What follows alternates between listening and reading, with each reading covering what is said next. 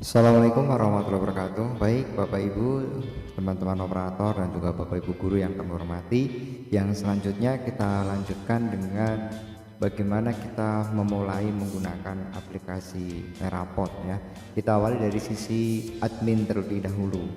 Sekali lagi Bu Bapak, kami mengingatkan di awal bahwa untuk menggunakan aplikasi Terapod itu sebenarnya di panduan sudah dijelaskan urut-urutannya ya. Jadi ketika misalnya kita lihat di sini untuk sisi admin terlebih dahulu. Jadi sudah ada urutan-urutannya yang harus dikerjakan oleh seorang admin sebelum Bapak Ibu guru mengerjakan atau menginput nilainya ya, atau mulai dari memetakan KD dan lain sebagainya. Pada intinya di sisi admin terlebih dahulu diselesaikan semuanya untuk tugas seorang admin di Terapod ini, baru nanti Bapak Ibu guru disuruh login dan mengerjakan sesuai dengan tugasnya sebagai seorang guru di Terapod ya.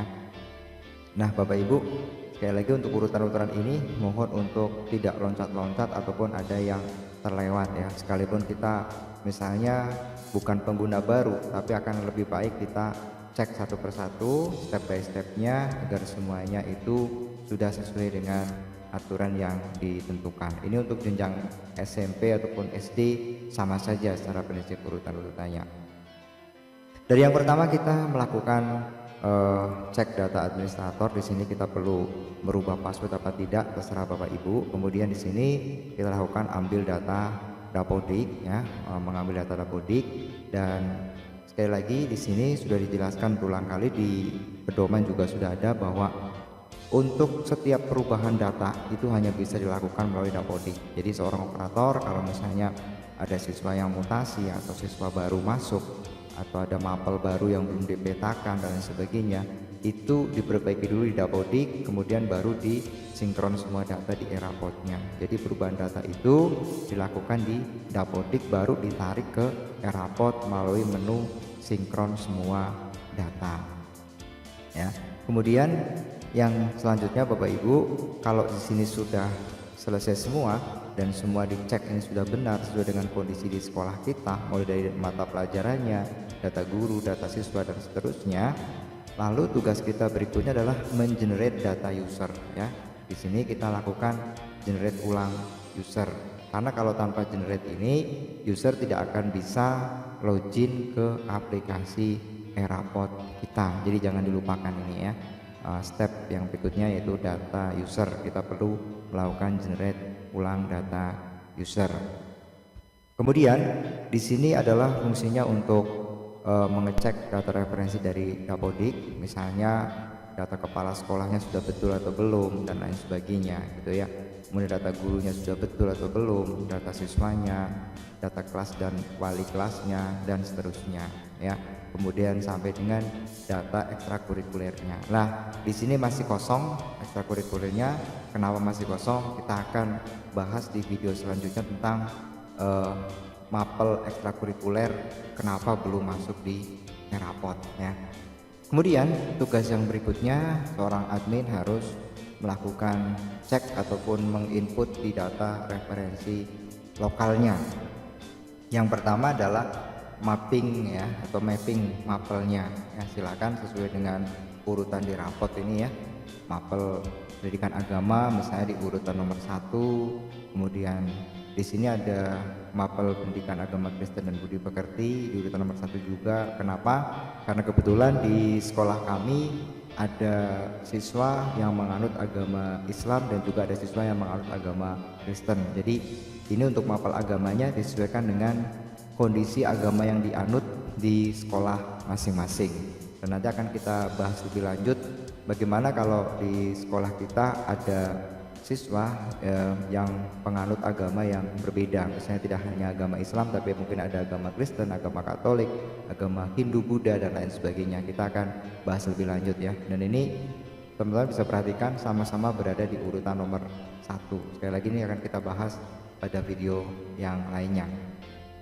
Kemudian untuk mapel lain silahkan disesuaikan sesuai dengan urutannya di cetakan rapot yang diinginkan oleh Bapak Ibu. Kalau kami urutkan sesuai dengan permen yang mengatur tentang struktur kurikulum gitu ya. Kemudian atur pembelajaran Bapak Ibu. Pada menu atur pembelajaran ini kita bisa cek apakah sudah betul untuk mapel-mapel di setiap kelasnya itu, struktur mapelnya sudah betul, kemudian guru pengampunya sudah betul, dan pastikan statusnya ini adalah aktif gitu ya. Itu untuk atur pembelajaran. Yang berikutnya, seorang admin harus menginput KKM-nya ya. Seorang admin harus menginput KKM-nya, dan ini sangat penting kami tegaskan di sini. Guru jangan dulu disuruh menginput nilainya kalau misalnya pekerjaan admin ini belum selesai semuanya. Jadi sekali lagi, ini pekerjaan admin harus dilakukan terlebih dahulu dan sampai selesai, baru Bapak Ibu guru nanti diminta untuk melakukan penginputan nilai dan lain sebagainya di aplikasi Eraport. Nah, untuk menginput KKM mapel ini kita bisa melakukannya dengan cara langsung di aplikasi ini dengan klik input KKM mata pelajaran, ataupun kita bisa menggunakan fasilitas import ya. Kalau saya lebih senang menggunakan fasilitas import ya. Tapi sebelumnya Bapak Ibu admin harus melakukan download format importnya terlebih dahulu ya. Kalau sudah di-download, kemudian Bapak Ibu isi ya. Bapak Ibu isi sesuai dengan data KKM masing-masing di sekolahnya seperti ini misalnya. Jangan sampai ada yang terlewat. Kemudian simpan kembali, baru nanti kita upload ya. Sekali lagi dipastikan di sini file yang akan diupload ini ekstensinya adalah masih XLS, yaitu bentuk file Microsoft Excel versi 97 sampai dengan 2003. Apabila sudah sesuai, kita tinggal cari filenya ya, kemudian kita open, kita pastikan filenya udah ada di sini ya, kemudian kita upload. Nah, yang tidak boleh dilupakan juga oleh seorang admin setelah kita mengupload ini ya, mengupload file KKM seperti ini adalah menyimpannya. Jadi kalau sudah tampil nilainya seperti ini, KKM sudah tampil di sini, itu jangan lupa untuk melakukan simpan, baik menggunakan tombol simpan yang ada di atas kanan ini ataupun menggunakan tombol simpan yang ada di bawah ya. Sekali lagi, itu jangan sampai dilupakan, simpan terlebih dahulu. Kalau sudah berhasil mengupload KKM-nya, maka interval predikat akan terbentuk secara otomatis. Nah, kemudian kalau sudah, tugas seorang admin itu di sini mengecek butir-butir sikapnya ya, baik untuk sikap sosial maupun sikap spiritual. Ini disesuaikan dengan apa yang dilaksanakan ya, penilaian sikap yang dilaksanakan di sekolah masing-masing.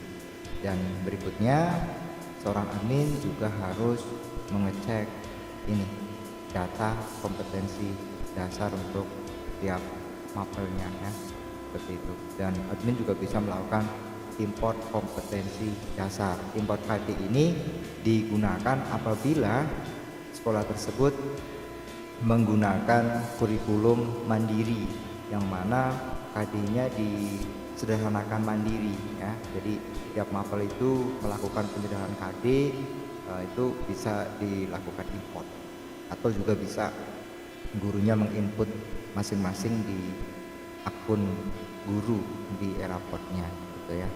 Kemudian tugas berikutnya adalah menginput tanggal rapot. Ini biasanya juga suka kelupaan gitu ya. Rapot ini akan dibagi kapan, seperti itu. Tanggal rapotnya kapan? Misalnya karena ini rapot semester Gasal, itu kabupatennya kita isi, kemudian tanggalnya itu kita isi misalnya di bulan Desember ya. Di bulan Desember nanti tanggal 19 ya misalnya gitu. Kalau sudah, kemudian klik simpan. Jadi sekali lagi ini juga kadang kelupaan gitu ya. Oke, apabila sudah, sementara ini tugas orang admin sudah selesai ya. Kita mulai dari atas tadi, ambil data Dapodik, kemudian generate data user, mengecek satu persatu data referensi Dapodiknya, kemudian data referensi lokalnya ya. Kemudian di sini juga melakukan input KKM. Kalau sudah input KKM, nanti interval predikatnya akan terbentuk otomatis, butir-butir sikapnya kita cek dan kita edit bila mana perlu. Maka kalau semuanya sudah sampai dengan tadi menginput tanggal rapot, nah ini berarti guru-guru di sekolah kita sudah bisa melakukan pengolahan nilai menggunakan aplikasi e-rapotnya ya. Jadi sekali lagi, tahapan-tahapan yang harus dilakukan oleh seorang admin yang sudah ada di panduan itu tidak boleh ada yang terlewat ya. Nanti akan kita lanjutkan dengan video selanjutnya untuk sisi guru maupun admin lanjutan dalam hal seorang admin bisa mengatur ekstrakurikuler apa saja yang ada di sekolah kita agar bisa masuk e-rapot. Yang kedua, manakala di sekolah kita ada kondisi di mana siswa itu menganut agama yang berbeda-beda. Misalnya ada siswa yang beragama Islam, ada siswa yang beragama Kristen, ada siswa yang beragama Hindu, Buddha, dan lain sebagainya. Terima kasih, mudah-mudahan bermanfaat. Saya akhiri. Assalamualaikum warahmatullahi wabarakatuh.